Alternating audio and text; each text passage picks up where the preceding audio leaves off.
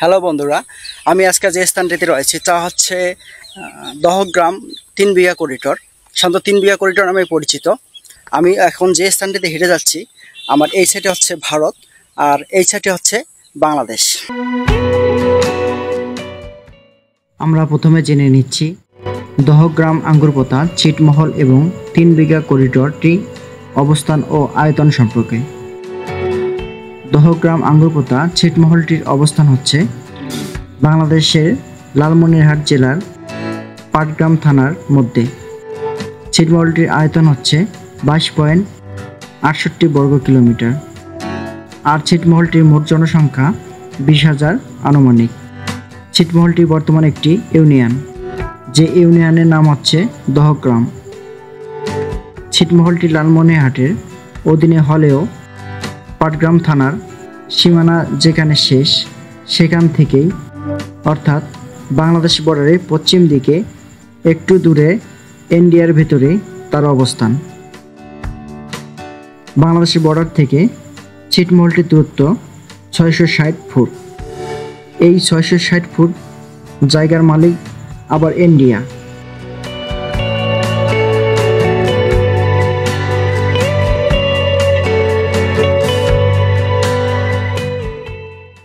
এটি ভারতের অন্তর্গত হলেও 1974 সালে ইন্দিরা মুজিব চুক্তির আওতায় বাংলাদেশকে ইজরা দেওয়া হয়েছে।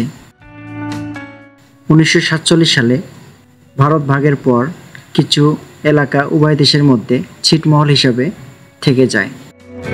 এর মধ্যে উল্লেখযোগ্য ছিল দহগ্রাম আঙ্গুরপোতা ছিটমহল, যা বাংলাদেশের অভ্যন্তরে ভারতের মধ্যে অবস্থিত।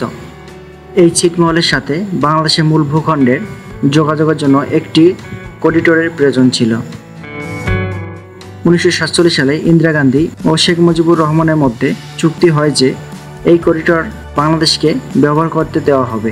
1990 এর দশকে করিডোরটি বাংলাদেশের জন্য খুলে দেওয়া হয় এবং বর্তমানে এই বাংলাদেশের মূল ভূখণ্ডের সাথে দহগ্রাম আঙ্গুরপোতা যোগাযোগ একমাত্র পথ। করিডোরটি বাংলাদেশের ব্যবহারের জন্য ইজরা দেওয়া হলেও এর মালিকানা ভারতেই। বন্ধুরা, আমি এমন একটি জায়গার সন্ধান পেলাম যা হচ্ছে এদিকে বাংলাদেশ আর আমার ডান দিকে হচ্ছে ভারত। সামনে একটা পিলার দেখতে পাবেন আপনারা, আমি আপনাদেরকে পিলারটা দেখাবো।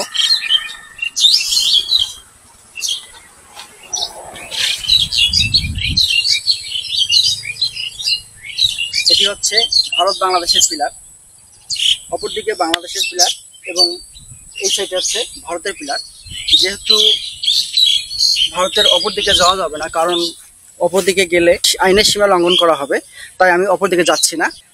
ভারত এবং বাংলাদেশের ঠিক মাঝামাঝি একটি রাস্তা আছে। রাস্তা বলতে ভুল হবে, ছোট্ট একটি রাস্তা রয়েছে যে রাস্তা দিয়ে মানুষ চলাচল করে। বন্ধুরা, আমি যাচ্ছি, অথচ আপনাদের মনে হবে যে আমি ভারতের জমি দিয়ে এবং ভারতের পিলারের সামনে যাচ্ছি, কিন্তু তা নয়। আমি এই পিলারের সাইড দিয়ে একটি ছোট্ট রাস্তা চলে গেছে। এই পিলারটি ভারত এবং বাংলাদেশকে দুটি ভাগে ভাগ করেছে। আর আপনারা দেখতে পাচ্ছেন এই পিলারের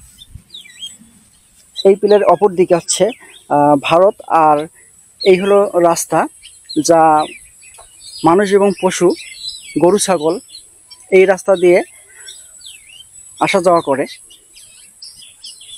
এই রাস্তা দিয়ে কিছু দূর হেঁটে গেলেই সামনে আপনাদের চোখে পড়বে ভারতের শেষ সীমানা, অর্থাৎ বাংলাদেশের শেষ সীমানা, ভারতের শুরু।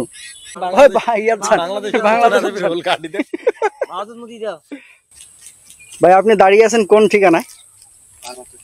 ভারতে না, এখনো বাংলাদেশে আছেন? এখনো বাংলাদেশ। ওই পাশে ঘুরলেই চলে যাবেন ইন্ডিয়ায়।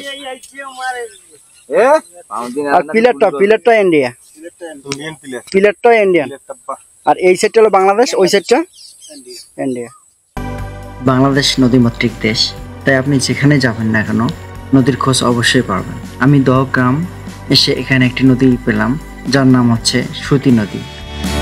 এই নদীটি বৈচিত্র্যময় এবং নদীটির ওপরে রয়েছে একটি সেতু, যা এই নদীটিকে আরও বৈচিত্র্যময় করে তুলেছে।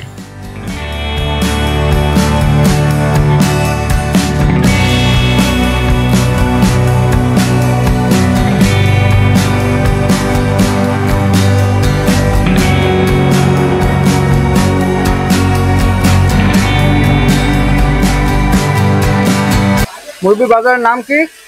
এই বাজারের নাম হচ্ছে বঙ্গরবাড়ি বাজার। ডোঙ্গরবাড়ি বাজার। একটা কোনো কয় কাটান কাটেন? একটা 5 টাকা। না কাটেন কয়টা? দুইটা? না না, ওই সাইডে না কাটিলে। চাচার হাতের মিষ্টি জর্দার পান নিয়ে চিবাতে চিবাতে পুরো বাজারটি দেখতে শুরু করলাম।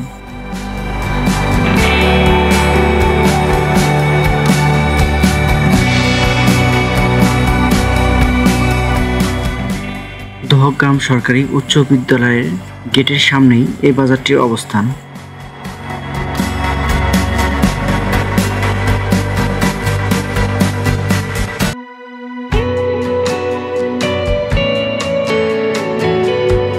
দুটো 30 টাকা, একটা 30 টাকা, একটা 30 টাকা করে। একটা 30 টাকা, দুটো 60 টাকা।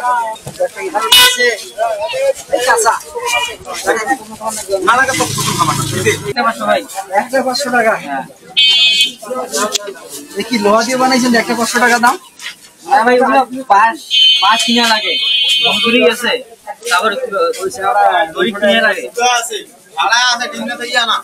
লোক 3টে গেছি। লোক 3 টাকা আনছেন? হ্যাঁ ভাই কিনা লাগে। 3টে লোক আসলে গাড়ি চালাবে। ওর সামনে আসে না।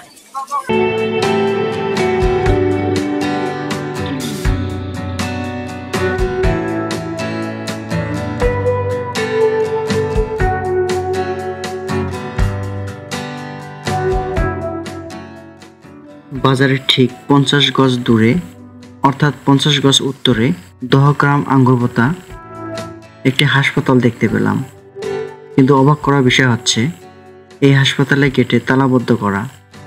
নেই কোনো রোগী, নেই কোনো ডাক্তার, নেই কোনো সেবা। জরাজীর্ণ অবস্থায় পড়ে রয়েছে এই হাসপাতালটি। হাসপাতালটা এখন ব্যবহার হয় না? হয় ব্যবহার।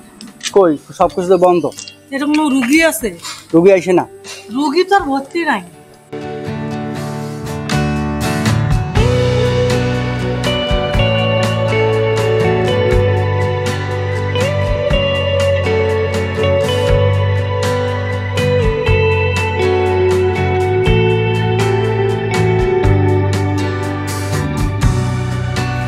বন্ধুরা, আমি এমন একটি স্থানে বসে রয়েছি যে স্থানটির অপরদিকে বাংলাদেশ এবং এই সাইডে হচ্ছে ভারত।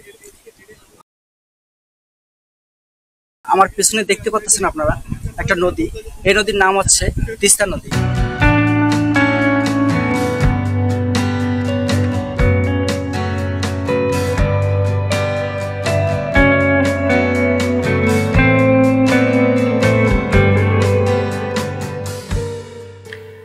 ভারত থেকে নেমে আসা নদীটির নাম হচ্ছে তিস্তা নদী।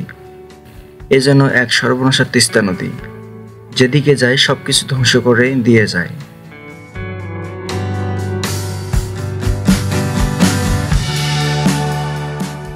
নদীর স্রোত আর নীল আকাশের অসীমতা দুজনের জন্যই বেঁচে থাকার মাধুর্য।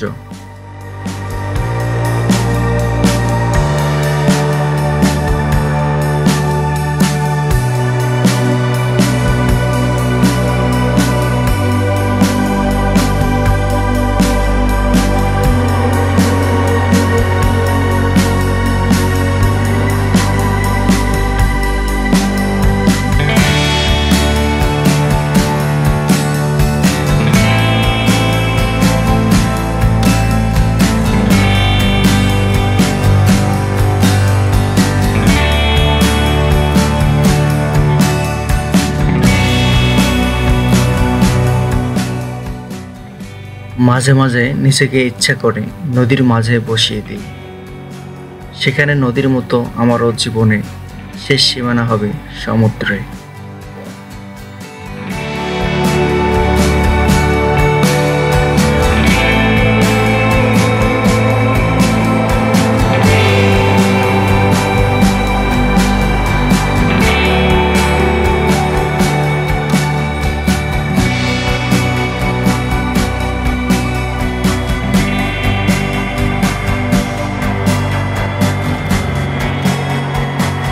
আমি এমন একটি স্থানে দাঁড়িয়ে রয়েছি যা হচ্ছে আঙ্গুরপোতা 0 কিলোমিটার।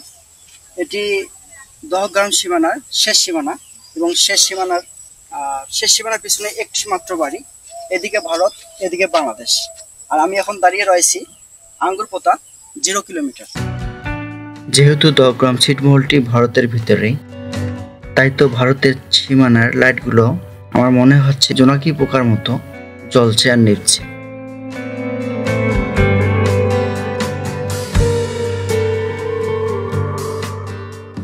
বন্ধুরা, আমার ভিডিওটা যদি আপনাদের ভালো লেগে থাকে তাহলে অবশ্যই আমার চ্যানেলটি সাবস্ক্রাইব করবেন এবং বেল আইকন বাটনটি অন করে রাখবেন।